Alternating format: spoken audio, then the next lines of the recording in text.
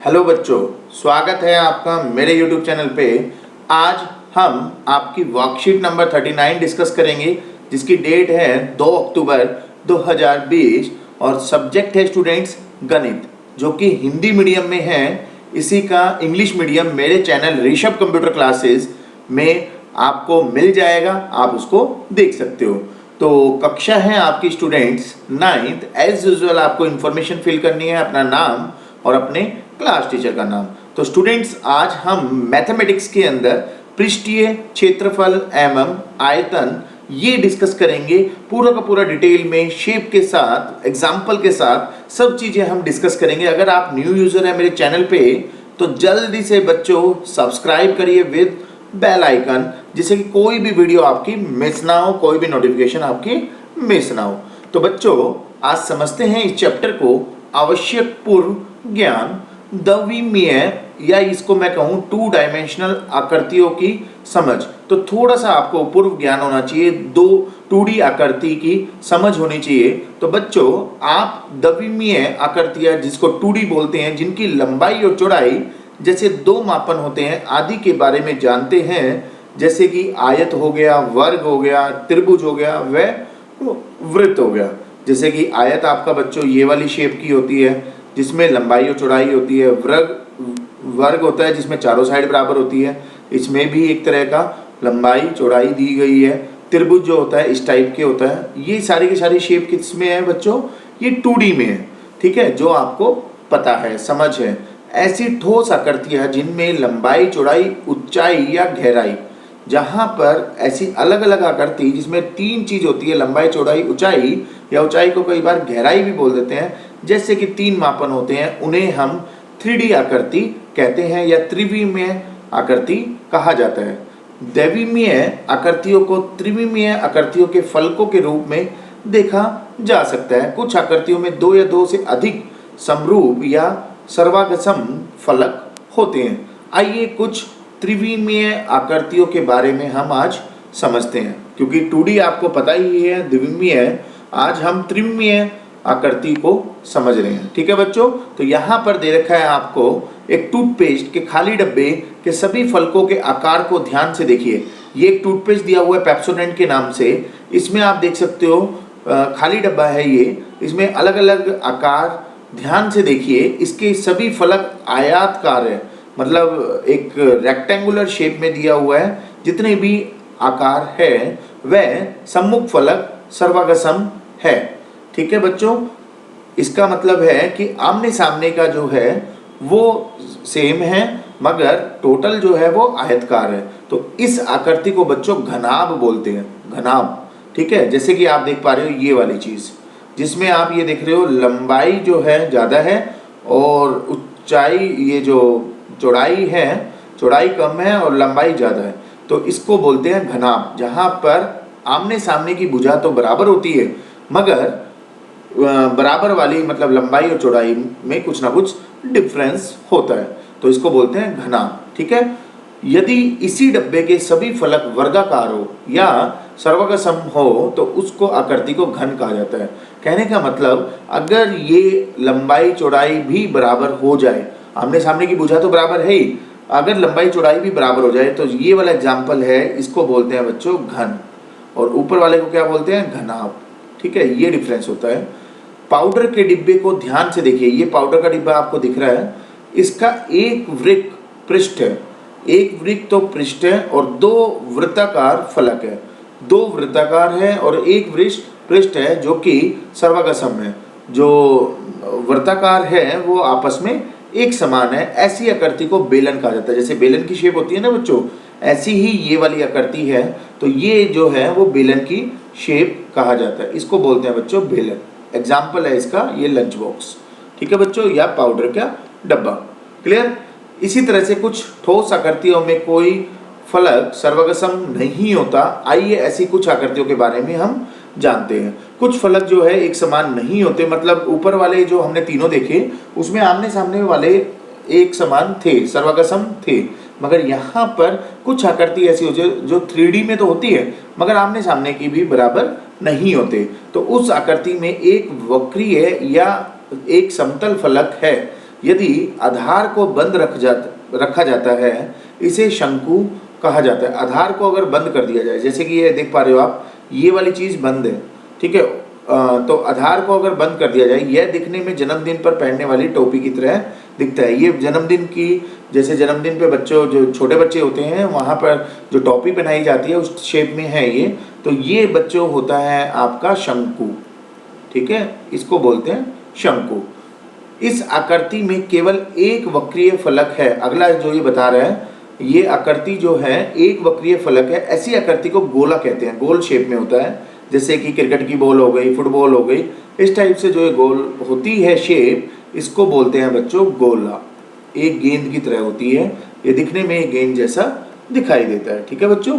उसके बाद है, यदि गोले दो प्रकार भागों में काट दे, गोले को भी दो प्रकार भागों में काट दे, मतलब आधा आधा कर दे, तो प्रत्येक भाग अर्धगोला कहलाता है। इसके एक वक्रीय व एक समतल फलक होता है। तो आप देख सकते हो एक कटोरे की शेप जो है, कटोरी की शेप, इसमें क्या है, हाफ काट दिया गया है, मतलब एक गोला था, गोले को हाफ ब्रेक कर दिया गया, ऊपर वाले पोर्शन को हटा दिया गया, नीचे वाले पोर्शन को एज इट इज रखा, तो इसको बोलते हैं बच्चों क्या, अर्धगोला, आधा गोला, ठीक है बच्चों, आधा गोला काट दिया गया, तो इसको बोला जाता है अर्धगोला।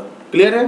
तो ये थी आपके कंप्लीट। उसके बाद है, किसी ठोस का पृष्ठीय क्षेत्रफल उसके सभी फलकों के क्षेत्रफल का योग होता है। किसी ठोस का पृष्ठीय क्षेत्रफल दर्शाने के लिए हम इकाई, वर्ग इकाई का उपयोग करते हैं। क्षेत्रफल को हमेशा हम सेंटीमीटर स्क्वायर या वर्ग इकाई में ही रिप्रेजेंट करते हैं, ठीक है बच्चों। किसी त्रिवीय वस्तु द्वारा घिरी हुई जगह उसका आयतन कहलाती है।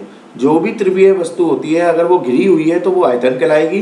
किसी ठोस का आयतन दर्शाने के लिए हम घन इकाई का उपयोग करते हैं। किसी भी ठोस आयतन को अगर दर्शा रहे हैं तो वहां पर हम मीटर क्यूब या सेंटीमीटर क्यूब या घन इकाई का प्रयोग करेंगे। इस प्रकार हम कह सकते हैं कि किसी ठोस का आयतन मापने के लिए उसमें स्थित घन इकाइयों को गिना जाता है, ठीक है बच्चों।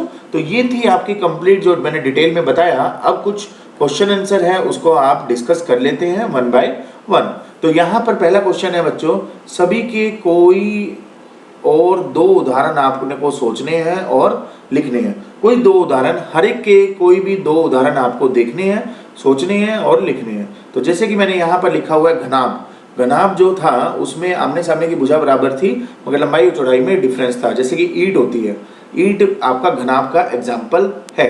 पुस्तक जो है, बुक जिसको हम बोलते हैं, वो भी एक घनाभ का एग्जाम्पल है, जिसमें लंबाई और चौड़ाई जरूरी नहीं है वो सेम हो, हमेशा डिफरेंस होती है, मतलब चौड़ाई कम होती है और लंबाई थोड़ी सी ज़्यादा होती है पुस्तक के अंदर। इसी तरह से ईंट आपने देखी होगी, ईंट घर में भी लगी होती है, तो वहाँ पर आप देखते होंगे कि लंबाई और चौड़ाई में डिफरेंस होता है, मगर आमने सामने की भुजा बराबर होती है, तो वो होते हैं घनाभ के एग्जाम्पल। इसी तरह से घन, घन में क्या होता है, जैसे कि जो चीज़ चारों तरफ से लंबाई और चौड़ाई में भी बराबर हो और वो घन की शेप में दे तो उसको घन बोलते हैं। जैसे कि चीनी क्यूब, चीनी का जो क्यूब होता है, मतलब चीनी का एक दाना जो होता है उसको बोल रहे हैं चीनी क्यूब। वो घन की शेप होती है, मतलब चारों तरफ से आप कभी गौर से देखना, उसको शीशे से लगा के देखना, तो उसकी जो शेप लगेगी बिल्कुल घन की तरह होगी।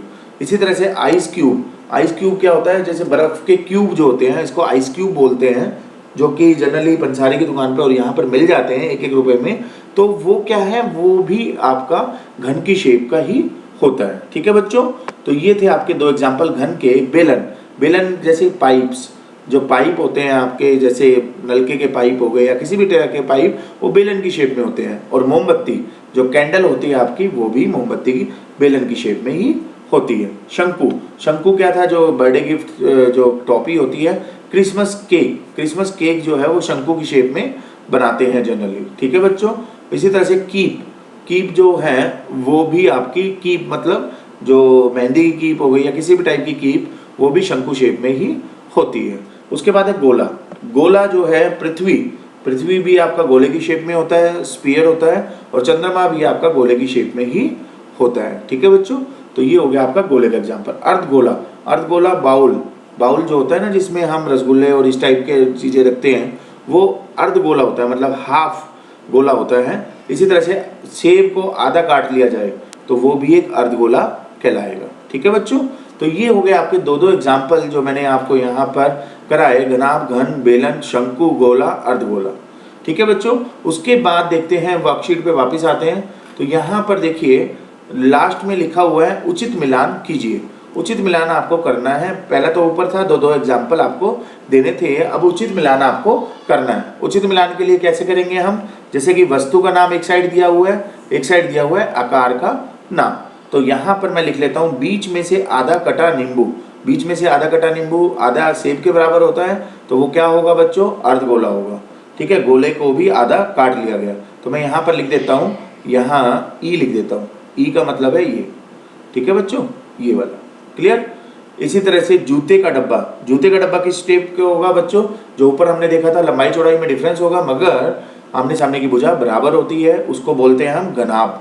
तो घनाभ कौन से नंबर पे है, सी में है, तो यहाँ पर सी लिख देंगे। ठीक है बच्चों, ये वाला क्लियर।